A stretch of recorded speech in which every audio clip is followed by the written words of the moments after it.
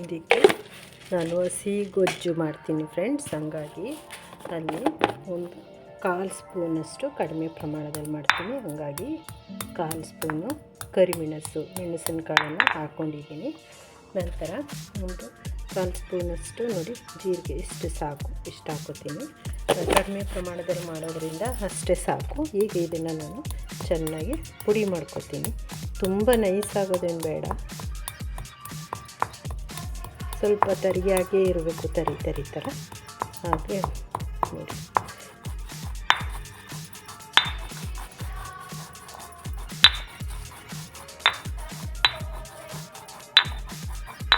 ಗಮ್ಮತ್ತ ಇದೆ.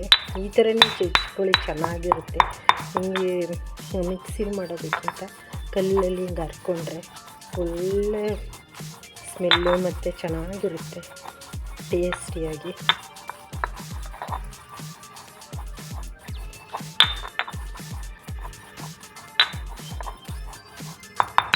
ಈಗ ಇದು ರೆಡಿ ಆಯಿತು.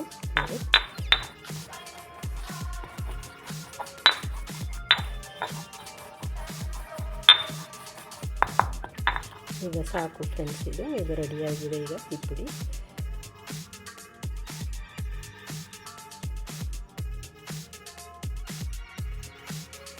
ಇವಾಗ ನಾನು ಸ್ಟವ್ ಹಚ್ಚಿ ಜಾಲರಿ ಇಟ್ಟು ನೋಡಿ ಟೊಮೆಟೊ, ಬೆಳ್ಳುಳ್ಳಿ ಮತ್ತು ಮೆಣಸಿನ್ಕಾಯಿ ಇಷ್ಟನ್ನು ಸಹ ಇದರಲ್ಲಿ ಬಿಸಿ ಮಾಡ್ಕೊತೀನಿ.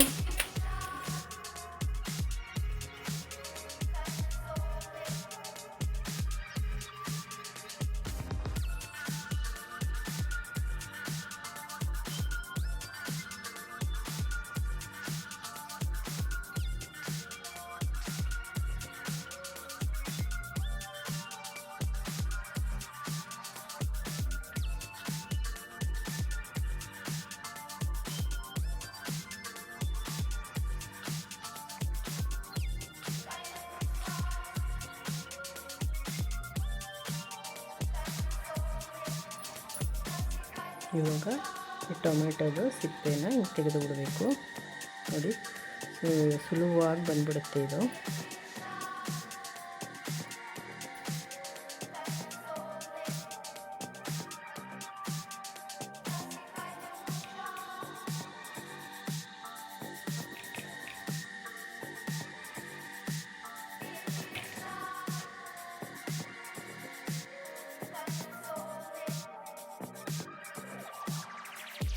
ನೋಡಿ ಈ ಥರ ಸಿಪ್ಪೆ ತೆಗೆದಿದ್ದೀನಿ. ಸಿಪ್ಪೆ ತೆಗೆದು ರೆಡಿ ಆಯಿತು ಈಗ ಇದು.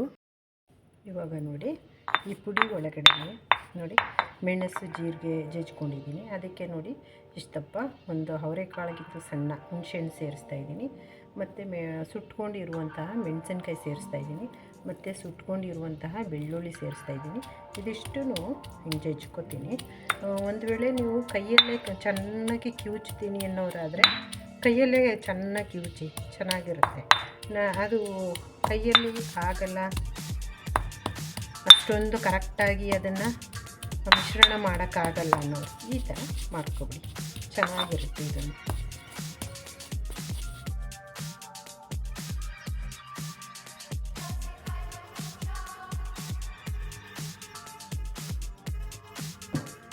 ಇವಾಗ ಇದು ಸುಟ್ಟಿರುವಂತಹ ಟೊಮೆಟೊನ ಚೆನ್ನಾಗಿ ಹಿಂಗೆ ಕಿವುಚ್ಕೋಬೇಕು.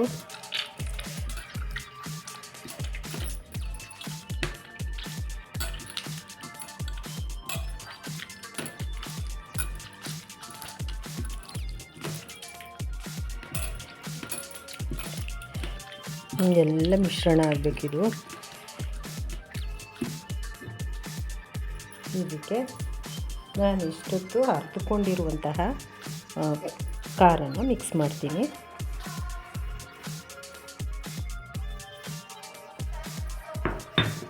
ನಂತರ ಇದಕ್ಕೆ ಉಪ್ಪು, ರುಚಿಗೆ ತಕ್ಕಷ್ಟು ಉಪ್ಪು ಸೇರಿಸ್ತಾ ಇದ್ದೀನಿ.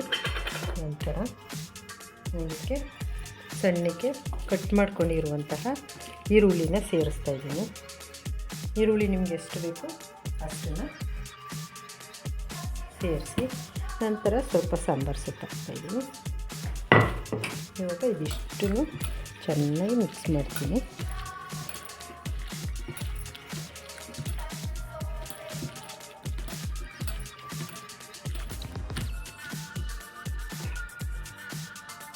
ಸ್ವಲ್ಪ ವಾಟರ್ ಮಿಕ್ಸ್ ಮಾಡ್ತೀನಿ.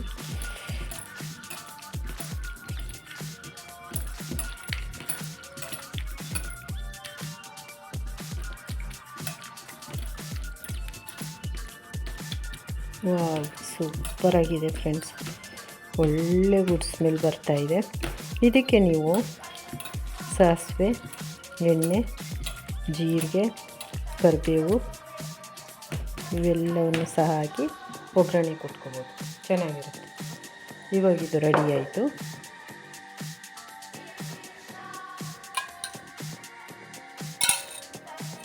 ಪಾತ್ರೆ ಇಟ್ಟು ಸ್ಟವ್ ಹಚ್ಚಿ ಪಾತ್ರೆ ಇಟ್ಟು ಅರ್ಧ ಸ್ಪೂನ್ ಎಣ್ಣೆ ಹಾಕಿದ್ದೀನಿ.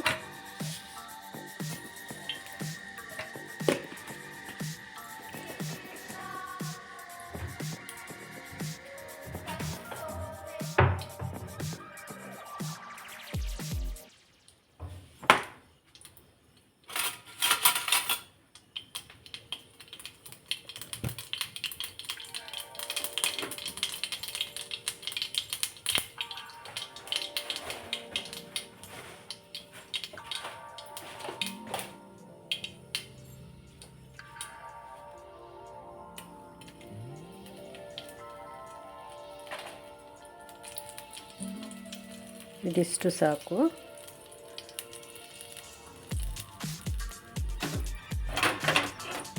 ನಾನೀಗ ಸ್ಟವ್ ಆಫ್ ಮಾಡಿದ್ದೀನಿ. ಇದನ್ನು ಅದರಲ್ಲಿ ಮಿಶ್ರಣ ಮಾಡ್ತೀನಿ.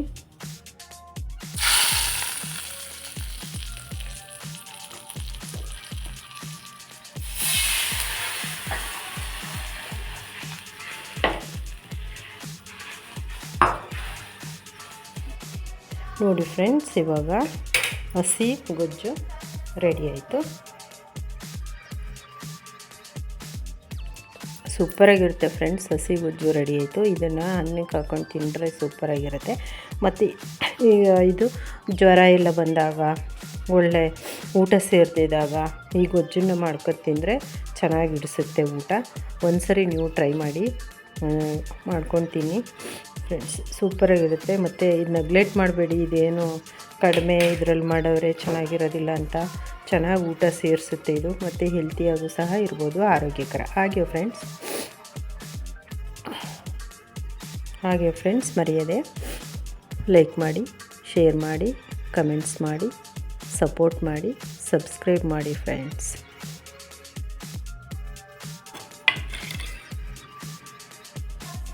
ನೋಡಿ ಫ್ರೆಂಡ್ಸ್, ಹಸಿ ಗೊಜ್ಜು ಬಿಸಿ ಅನ್ನಕ್ಕೆ ಏನು ಸೂಪರಾಗಿರುತ್ತೆ ಗೊತ್ತಾ. ಒಂದ್ಸರಿ ನೀವು ಮಾಡಿ ಟೇಸ್ಟ್ ನೋಡಿ, ಎಂಜಾಯ್ ಮಾಡಿ, ಖುಷಿ ಪಡಿ, ಚೆನ್ನಾಗಿ ತಿನ್ನಿ. ಮತ್ತು ಆರೋಗ್ಯಕರ, ತುಂಬ ಒಳ್ಳೆಯದು, ಊಟ ಚೆನ್ನಾಗಿ ಸೇರುತ್ತೆ.